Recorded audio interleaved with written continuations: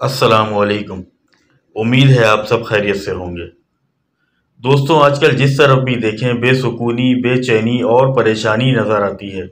امیر ہو یا غریب، سب ہی سکون کی تلاش میں در بدر پھر رہے ہیں، لیکن اپنی خامیوں پر غور نہیں کرتے۔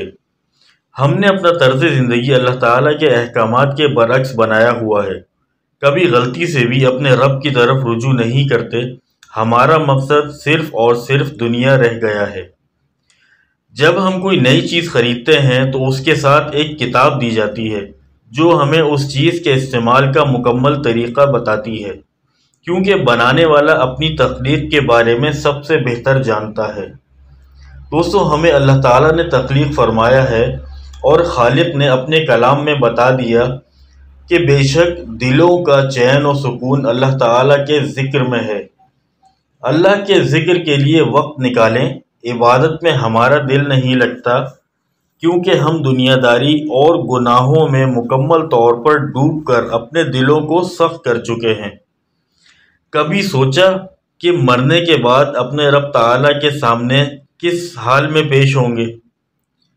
ہمیں خود کو بدلنا ہوگا، نیک کاموں کی عادت ڈالنی ہوگی، اللہ تعالیٰ کا در پکڑ کر رکھنا ہوگا، پھر ایک دن ہمارے دلوں سے گناہوں کا زنگ اترنے لگے گا اور اس دن ہمیں نمازوں، سجدوں، تلاوت اور ہر نیک کام میں مزہ آنے لگے گا۔ گناہوں پر ندامت سے رونے والی آنکھیں نصیب ہوں گی۔ زندگی کا اصل لطف حاصل ہوگا۔